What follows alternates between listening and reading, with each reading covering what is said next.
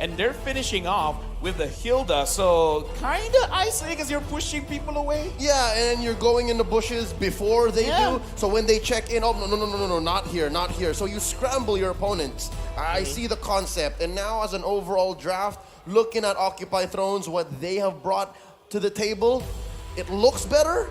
But if there is one thing I have to nitpick is the fact that they left Gado again in that very, very late game island. Yeah, very late game island, and looking at the draft coming in from RRQ Akira, they're actually drafting in a way they could possibly end the game without even fighting because they can just push everyone away from neutral objectives and have Brody shredding on those turrets like no one's business. That's correct. Brody is a very heavy, hard hitter. Yes, in my opinion, Brody is not really good at team fights, but when you have that Yves to spread out this box, you have the threat of the Cho to come in and Jikundo, you have the threat of the Lapu Lapu, the Various Warrior, the Brody could just free hit that turret out of control. Let's see if the plans will come through for either of these teams because one of them's going home tonight. This is game 2. It's match point for RRQ Akira going up against Occupy Thrones. Yeah, looking at this game right now, again, I want to see how both roamers are actually going to do their thing because as the Hilda, right now, King is on the Joy. I want to see if the Hilda is going to put a lot of pressure. Maro is here, giving pressure, but unable to really secure the buff. So right now, he's just going to run away. I mean, it's going to be King zipping, zapping around, but Maro, looking a little bit low. The region kicking in right here. Lewis, the Jikundo, doesn't connect for now. Maro will walk away, but King uses the retreat.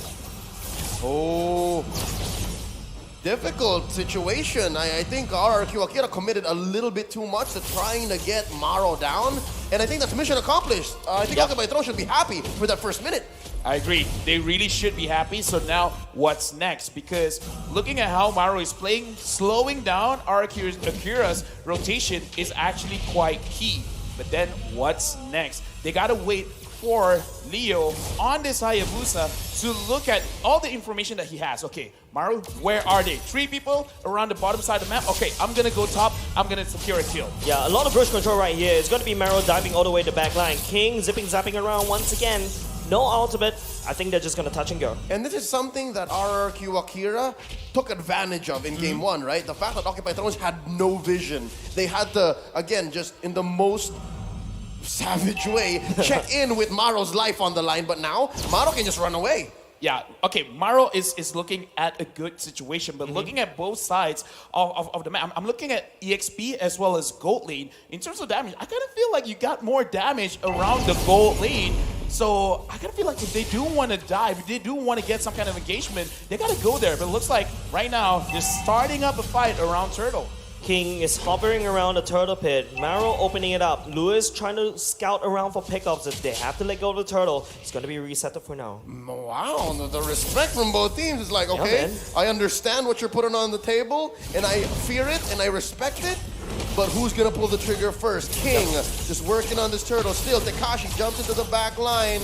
Knocked out by Hulk. Oh, it started. Oh, he's going to be starting right now. The turtle will be slain by King. It's Tekashi with the Burmese Warrior. Leo nowhere to be going. But, he's able to slip all the way. Leo, only 1 HP. Lewis has to burn the flicker at the same time. The kick going in as well. King is just wrecking havoc. Yeah, that I was surprised. I thought he died as well, but I guess he managed to use his ult on time to actually run away from the fight. But look at this, Occupy Thrones. King is getting... Look at Maro, yes! Maro's chasing, He's chasing. King is there, ultimate, and he got it! He will be traded by Sagan. I mean, is this worth it? I think it is, honestly. Anytime a roamer dies for a jungler and you're close to parity, keep doing it. Right now, I'm looking at the items, and again, I'm gonna stay with my point. If they actually want to get kills, I kind of feel like this is weird, this is uncharacteristic, but they got to go towards the goal lane for both teams. I mean, because Brody early game actually has a lot of damage. In fact, look at this Blade of Heptases. He has the damage. So right now, both teams Occupy Thrones. I kind of feel like just go up in gold lane. But neither team are thinking that. Maro is pressuring mid and bottom. I think it comes down to turtle spawn, right? Like they still want to help build that up. And again, here you'll see how the timing, again, is so different for Occupy Thrones because they want to make sure Gado is ready, but wait, they catch Maro. Oh, Maro, the kick going in as well, but it's a sideway kick. Look at the edge of the real one manipulation. Maro, he walks away like a boss. I mean, I guess this is why Malaysia likes Hilda, because so annoying. You think you got the kill, but the moment there's a bush there, you kind of always forget how much healing you get from that. The level of knowing how to balance out the damage from the Maro's Hilda is just way too crazy. And now Gado building in with the clock. Let's take a look at the emblems. Yeah, looking at the emblems right now, it looks like Leo understands. For some reason, Hayabusa needs a little bit more damage, so he's sacrificing a little bit of his movement speed for the damage. And right now, Luis is going up against Maro, and it looks like Maro is winning the trade.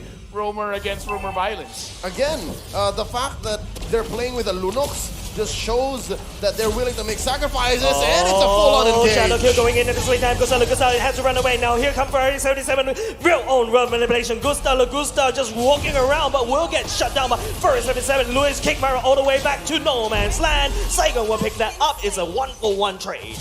Again, Maro for anyone from RRQ Akira is a good trade, especially since Gado's not suffering just yet. Hey, they put an assist on that gold laner.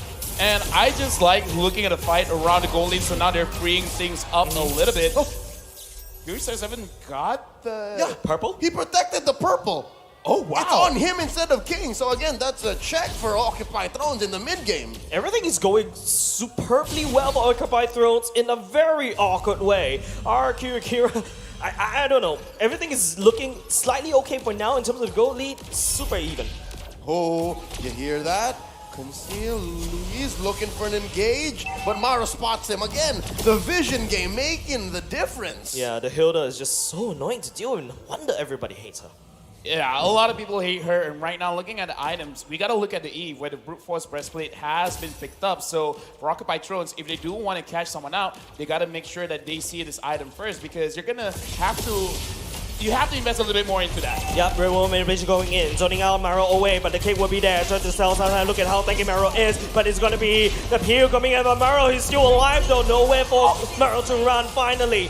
The squirrel jump, and he has to fall on the ground someday. Close call. If only this was maybe 2 or 3 minutes into the game more, then maybe Gado would have gotten a kill or two. But at least they're just trading Maro. Maro's more than happy to be of service to his squad this way and eventually get them to the late game where they're more comfortable. Something I want to talk about. Saigon is owning mid. Saigon, the fact that he hasn't really left this lane as much is at least keeping RRQ Akira in a small lead. Again, that's 1,000 gold. But King, Maro scouts out King for now, but it's going to be the turtle has already spawned. Occupy Thrones currently working on purple buff for now. Maro's going to engage in and jumping out, but Tekashi going in the back line. The Bravest Warrior activating on first 77 and 12, but it's very 77 responding with the Bravest Warrior. And now they have to run away. The Shotgun going in, finding Lewis, but he has to bike out. First 77 still on the run as well, just biking out, chucking it down. Lil coming back, taking the turtle away. Oh, bodies are falling, Luis for Fury. No, and it's not done yet. Occupy Thrones putting pressure on enemy's wound and peeling it apart. If we see an instant replay, we can see how Occupy Thrones is actually isolating people from RRQ Akira, because that's what we were talking about. You got to find a way to isolate members of RRQ Akira to make sure that Neo has optimized damage. Now, the way to do it is kind of weird, because Shadow Kill to put everyone together, and once everyone is together, then they start isolating people. So, reverse order, but it still works out. It's isolation with more steps. Exactly. It's like, we come together and then we isolate and then we come together again. Occupy Thrones, I think the way that Maro has been playing this Hilda is actually making so much sense. Opening up the map, everyone somehow is scared of the Hilda. With the way that Maro had stepped up, originally they had a different shot caller. It was their mid laner previously, Joke. But now it's Fury 77. Maro had to come into the leadership role, and here he's making all the difference. He shrank that gold lead previously about 1,000 and change. Now it's OT who's actually owning the map. And look at this, the main damage deal, Lunox as well as the Brody already having 2 core items. I would say if they want to fight, this is the time to fight, because you gotta engage the Brody before he gets his Blade of Despair. Once that is online, this is a very scary Brody. Lunox, just by having 2 items, right? Lightning Truncheon as well as the Clock of Destiny, you can already wreak havoc. and thinking of the possibilities, right? We really haven't seen the full potential of Gado just yet. He can even survive when King tries to dive him. But so far, RRQ Akira have picked up on it. Hey, Occupy Thrones are owning more of the map. We should watch out. Tekash tries to engage, cancels it. Oh, no, Leo! It's so hard to see Hayabusa just jumping in back and forth like that. Leo, super slick on this. This is the assassin that he's comfortable with. Maro gets slowed down by the E for now. Leo, oh, he actually catches Gusta Luca, but have to run away. Look at how much Gusta Luca hurt. Look at this, it's very crazy, but Luis gets a kick. Luis got a K for 7-7, actually blowing down the real one manipulation. Icon following suit, but he gets cancelled by Hawk at the same time. Torn apart memory, not tearing more card from the side of QI Thrones. It's gonna be Leo going into the shadow kill all the way to the back line. King looking to reload the Shuriken there to finish the King off. Hawk will be there to say hi to Takashi. Backsaw because Occupy Throne pick up a good kill. Look at the way Occupy Thrones is approaching the fight. Leo is the one engaging. He's giving the idea, I'm gonna use my Ogi shadow kill. And that forces the members of RRQ Akira to actually move together. Up Meryl running away, running for the hills at the same time. He's super fast. RRQ Akira cannot catch up. He is just zooming on throughout the map. He's been doing this since minute 1. And Fury 77 answers. Real world manipulation goes in again. Saiyan has to back off. Something tells me Occupy Thrones needs to go a little faster. The fact that they took the Lord in under 10 seconds, they should just take advantage of the lead. And like I said, Lonox really just needs these 2 items, and Leo really showing that he's training his brains off because he's not really committing, but he's making RRQ Akira think, I could commit, but will I commit? And that's really ruining RRQ Akira's in the way that they want to position themselves around the map. Yes, and that's what RRQ Akira has been doing so well. In the games that they win, it's their pace, it's their tempo, and Occupy Thrones, their off-kilter way of playing the gold laner and assassin roles are throwing them off, and they're starting with a quad shadow into a shadow kill. Quad shadow kill, gotta go all the way in the back line as well, but he's gonna get chunky all the way in. Gonna be, oh no, is Gado's still alive, going into Burnins as well. Burn 7-7, pick up a double kill at the same time. It's gonna be Occupy Thrones, cracking over the mid lane for now. It's gonna be a secondary engage coming up from Leo. King coming in to try to make things work, but Hope super tanky. Burn 7, but look at Marrow. He's here with the ultimate. How King's down the King! 1-4-3. Say what you will about a gold laner being traded for 3 members,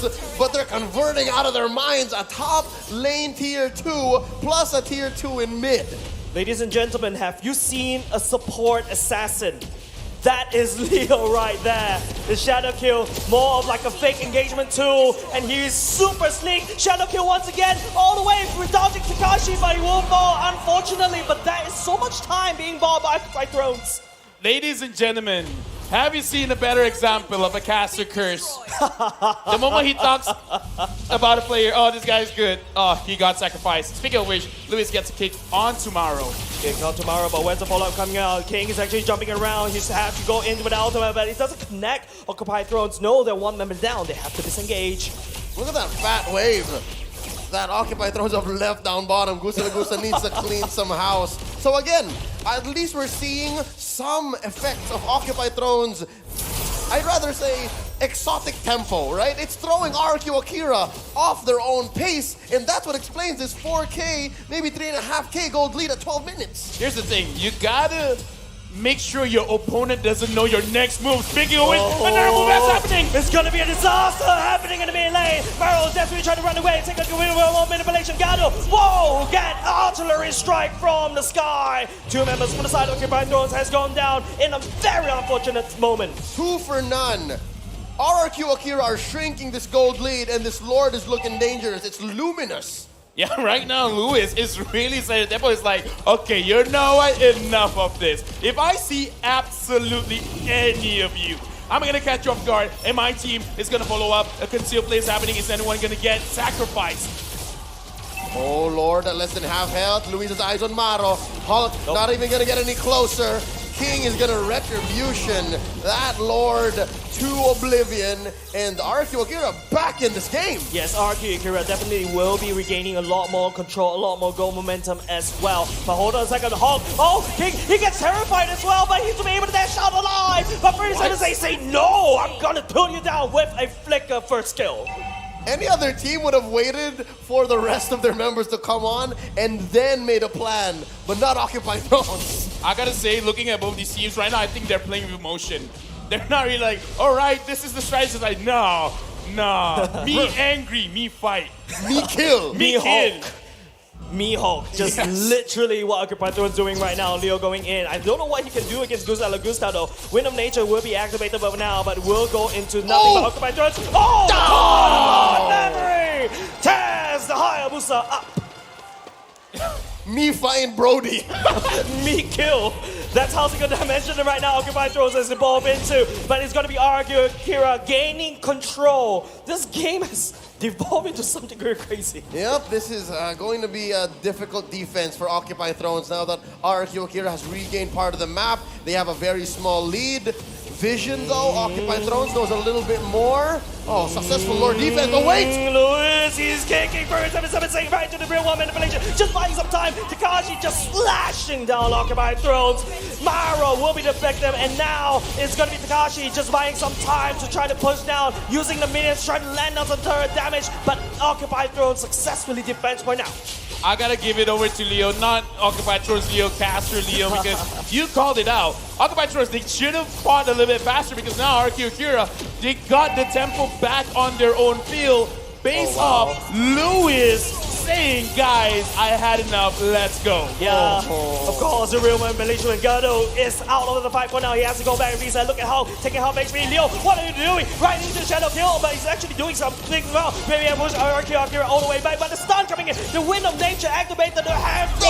Ultimate misses. Gusta Lagusta, he likes it as Furry 77 replies with a revenge. 1 for 1, both key members of both the squads.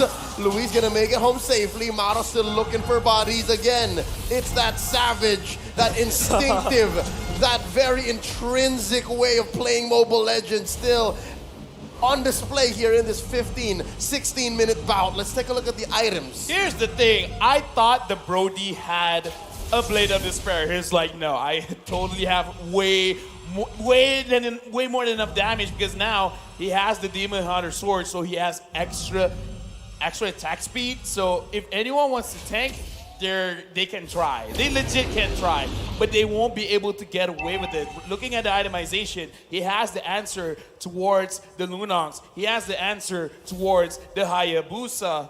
So it's counterintuitive, but maybe don't go for the Brody first. Take members one by one, leaving him alone, and then go for it. And that's way too many decisions, I believe, for Occupy Thrones to make right now, given the sudden clapback that RRQ Akira put on the board. Permanent damage to their mid, to their top, and now they force an ult from Gado. Oh, that may be big. Oh and my now Gado will get kicked right into real woman base. Look at Leo in the background. Lucas activating the Wind of Nature at the same time. Leo to change, but Lucas has proven super slick as well. And now Leo is the one that has to gun from the hills. It's going to be the assassin on the run right here, the king. But oh, Leo, where is he going? I don't know where, but it's going to be the Windnets coming out from RRQ Akira. And Occupy Thrones have to go back and try to defend, but no, RRQ Akira is showing them they want to make sure that Occupy Thrones doesn't go back for the fight. Oh no!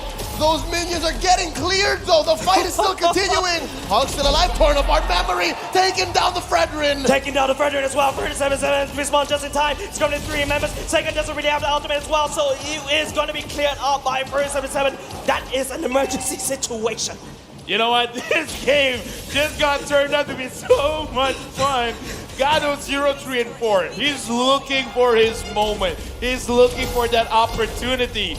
But because he's looking for that opportunity, Luis sees him first and be like, you can go into brilliance, I can still catch you, dude. That's why they call him the Brazilian heartbreaker, right? Like, you want to do something and you're so sure you can, but Luis just says, no, not on my watch. Let's take a look at this Lord. It is indeed evolved, ladies and gentlemen, so it has that extra ability. It can help clear waves, hurt opponents on the defense, all the worse. And again, at least Occupy Thrones, they have Maro here in this pixel brush. I wonder, how can they find a catch? So much boost control here from the side of RRQ. Occupy Thrones, they do have some form of boost control, but Leo is super ballsy right here. trying to look for any form of person to shadow kill as well. But Occupy Thrones has a very wide open base. They have to stem that bleeding for now. RRQ Brazil will start that Lord. In this fight, look at Luis. He's looking for it. He's looking for Gado. He's looking for Leo. He's dictating the fight. If no one touches Gado in this up-and-coming fight, it could be all occupied drones. But if Luis catches him, there's gonna be trouble. Oh, Astro Thunder not letting go. Oh, finally the Lord gets reset. But look at this, the Y bush to the east. Huge presence from Occupy Thrones there. Oh, RRQ Akira gonna come in, conceal play. He's looking for a concealed play as well. Hog will be the victim for now. He's got all the members of the RRQ Wolf climbers in it. But Furry 77 is actually running ground. Hog trying to buy some time, but not enough. He's got Furry 77 jumping all the way in. Second has to run for now. Meryl does have the king, but the king is actually trying to ditch the dash. Gustav Lucas is finally joining the fight right now. Just like R damage. RRQ Brazil definitely carrying. And then there was laid out Furry 77 and Gado at the same time. There is no way for Maro to follow them. 2 for none so far, and RRQ Akira happy with the results. No free lord for neither squad. They both have to reset. 2K gold lead for the boys from Brazil. Small mistake by Gado just now, but hold on, this could be a bigger mistake by King. He went inside a 1v2. As time goes by, the amount of mistakes that you'll start to make will escalate. Takashi already using the ultimate now, but it's going to be Leo. Oh no, he get caught. Gusta Lugusta, he is here. The real one manipulation, the wind destruction going in. The quad shadows, not enough. Too much to expect Leo to survive that. That's basically all the surviving members of RRQ Akira looking for revenge for their fallen jungler. Now, as quickly they turn to the Lord. Okay, here's the thing, Occupied Thrones. You got 2 members going up against 4. How ballsy are you to go in? Because right now Luis is going for Maro. Looks like they're abandoning the Lord. They're going for a fight. They're going for the fight as well. Gonna going in all the way into Brilliance. We'll start this out. Hulk is actually going in as well. Gets slowed infinitely. Real one man division going in for his 77. Holding on to the ultimate of the Lapu Lapu. Instead, Occupy Thrones. This Lord fight has gone on way too long. Numbers don't lie. We said it before the game even started. RRQ Akira, if they see Lord, if they see members of the opponent team, we're going for the opponent team. We like fights a little bit more. But right now, they're securing the Lord for themselves. Oh, yeah. No way Occupied Thrones can get it. King secures it. Yes. Jays, this is what they call a Lord dance. All right? goodness. This happens about 4 or 5 times per game in a Filipino match in the MPL. And I have to say, RRQ Akira have done so well to orchestrate it, and Occupy Thrones did their best to respond. And that's why it lasted so long. We were originally looking at an 18-minute Lord. Now it's scaled up. It's a 21-minute Lord marching down mid. This is very scary for Occupied Thrones because now there's almost no way for you to isolate anyone. Lord comes in. Luis tries to find someone. Oh, Hawk in the middle to take on the damage as well. Second will start with the real one manipulation first. 77 doesn't really have the ultimate to work with. The Lord is already chunking down on the Occupy Thrones core. Maro is desperately trying to buy some time, but RRQ Brazil focus down the roof of Occupy Thrones. And now there's one member down as well. Occupy Thrones buy some precious time, but for how long? Oh, they cleared the minion waves. King brought Leo. one through the bottom. Leo very low. Leo very low. Second will be there to clean it up. It's now going to be a 3v5 in the favor of RRQ. As well, Luis will actually fall down and sacrifice at the same time. Hulk is absorbing so much damage, but he will not be there for long. Second going into real one manipulation at the same time, but Gustav Lucas going in for the crazy plays. Go ahead. Nothing left for Occupy Thrones. May have taken a while longer, but RRQ Akira have found a way. They're sending the MPL MENA champions home tonight. GG, well played, and thank you to Occupy Thrones, but RRQ Akira moves on to the next round. Saying they did well is an understatement. They understand what was going on, and then they, with the experience that they have, they know how to fight against it. They know how to fight against Occupied Thrones, and even though Occupied Thrones has been eliminated, I gotta say good sportsmanship because smiles are all around. Just let it soak in, ladies and gents. Occupy Thrones, I think they outdid themselves. Maro, on the other hand, causing so much havoc. This is an unconventional game of Mobile Legends Bang Bang, but truth to be told, RRQ Akira still reigns supreme. Well, unconventional makes for really entertaining matches. But for now, the boys from Brazil stand tall. Let's give it up. Viva RRQ! Vamos! And congratulations, obrigado to our boys from Brazil. Let's throw it up.